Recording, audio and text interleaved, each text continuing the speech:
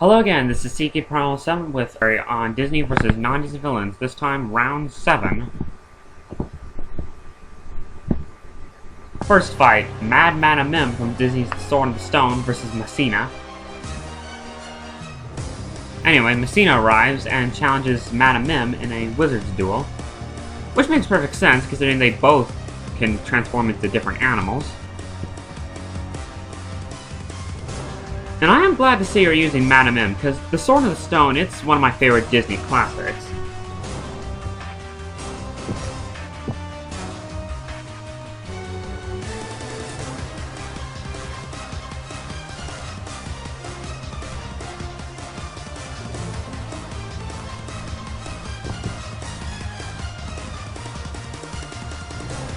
I don't really have a whole lot to say about this fight, other than it was really well edited, it was really good. And nice to see Messina get in another fight.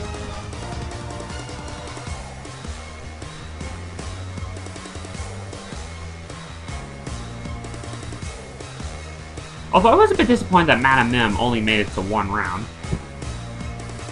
But I saw her in the trailer for part 2, so I'm guessing you're going to eventually bring her back. Although I don't know how long you'll be able to keep her, considering that she doesn't have a lot of footage. Alright, Nuka from Disney's The Lion King 2 Simba's Pride versus Red from All Dogs Go to Heaven 2. Nuka approaches the Horned King and asks to set him up with an opponent, and the Horned King sets him up with Red. Very interesting fight, considering that you're using a side villain instead of a main villain. You know, a side villain, in other words, a villain that doesn't have much of a role in the movies from. But it was so interesting. Although I guess Nuka asked more than what he bargained for. And that scene from The Lion King 2, I'll have to admit, was pretty sad. So yeah. Okay, now this was a fight I imagined you would do. Cruella de Vil from Disney's 101 Dalmatians versus Aunt Christine Fig from Tom and Jerry the movie. Yeah, Lickboot leaves Cruella due to the events of the war and joins up with his other client, Aunt Fig. It's understandable to get these two to fight, considering they do both have a lot in common.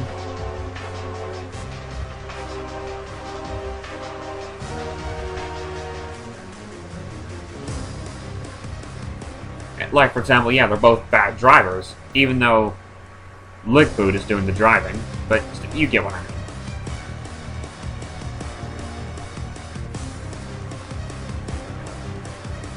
And I remember that 72 Women and Mamu agreed that Tom and Jerry the movie wasn't that great of a movie. Probably because of the animation. I mean, I liked the movie, mainly because I grew up with Tom and Jerry. Mainly because of the storyline was good and all. Although I will admit the animation probably wasn't all that great, not as great as the original Tom and Jerry. But still, it was an okay movie. And it was great to see Aunt Fig and Lickboot in one round.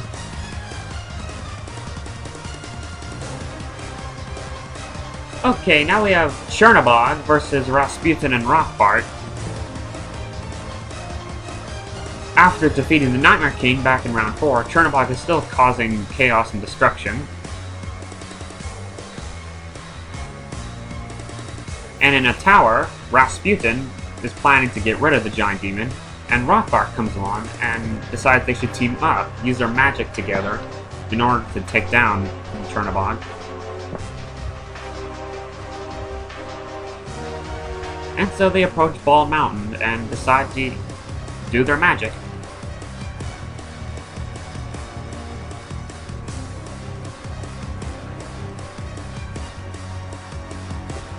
But so far, nothing seems to be really working.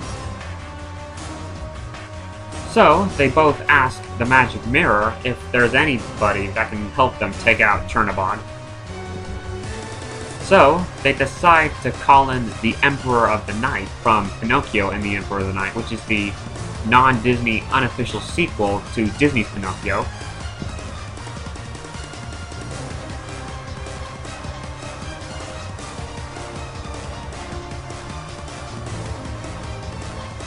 Which I will say, I wasn't familiar with the Emperor of the Night at first because I'd never seen the movie before, until just recently. And is the Emperor of the Night seriously that big compared to Chernobog? Because I've only seen the movie once, so I don't remember him being all that large.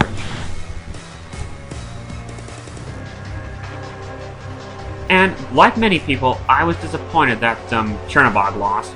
Because he's pretty cool, but it's understandable because he just doesn't do a whole lot, and he's only in that one segment from Fantasia, The Night on Bald Mountain.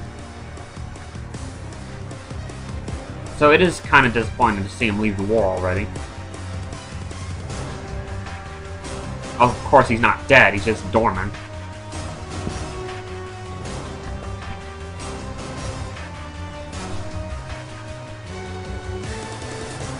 And the final fight, Wise Guy and the Toon Patrol from Disney's Who Framed Roger Rabbit versus Hollywood from Cool World. Alright, at a club in New York, I guess in this case, I don't know, Holly is causing an amok at the club. Carface and Caterwaul try to forge an alliance with her, but she rejects the offer and feeling offended and insulted. All of this ticks Caterwaul pretty badly. So Holly goes to Zurg's tower to get away from the animal villains and asks for his assistance. And I guess she just flirts her way into doing so. So Zurg uses the Unimind and sends Holly to the live action dimension, our very first live action footage in this series. And I will say, I've only seen Cool World once, but between it and Roger Rabbit, I like Roger Rabbit much better.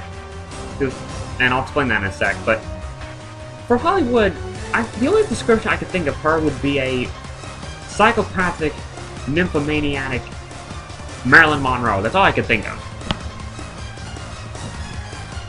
Yeah, but Cool World was just kind of a strange movie, so I like Roger Rabbit much better.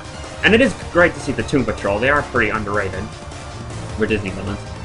I had one idea at one time that you guys were using the Toon Patrol, that they could have fought Diesel 10 from Thomas and the Magic Railroad. That was one idea I had.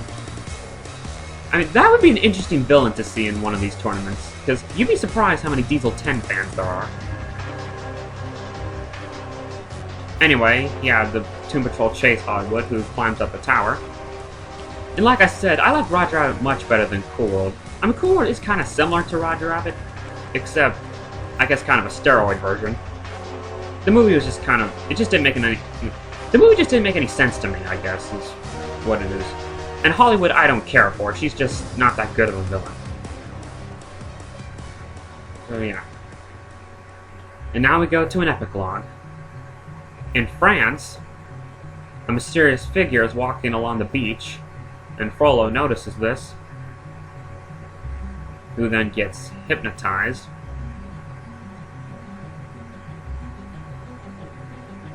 And is now madly in love with the girl known as Vanessa, or as we all know is really just Ursula in disguise. At the Queen's Castle, Zigzag reveals to survive his fight with Jafar,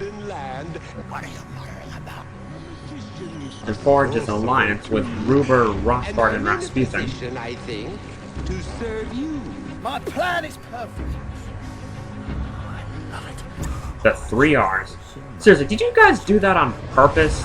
Or was that just a coincidence? Like, I find it so weird that all 3 of these villains start with the letter R. It's just so strange.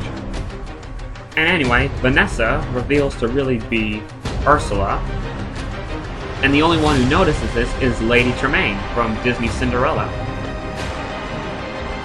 And Ursula gets Tremaine to be quiet by giving her a magic wand. And I noticed that throughout the series that you're mostly using scenes of Lady Tremaine from Disney's Cinderella 3: A Twist in Time, which makes perfect sense, considering that she does a lot more in the 3rd movie than the 1st one.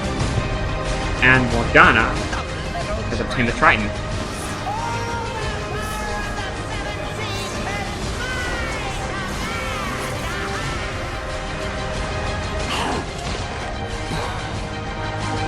Zira finds his son lying dead. And in the underworld,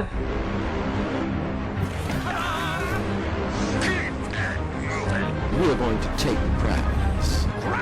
Red reveals to work alongside Texas and his posse.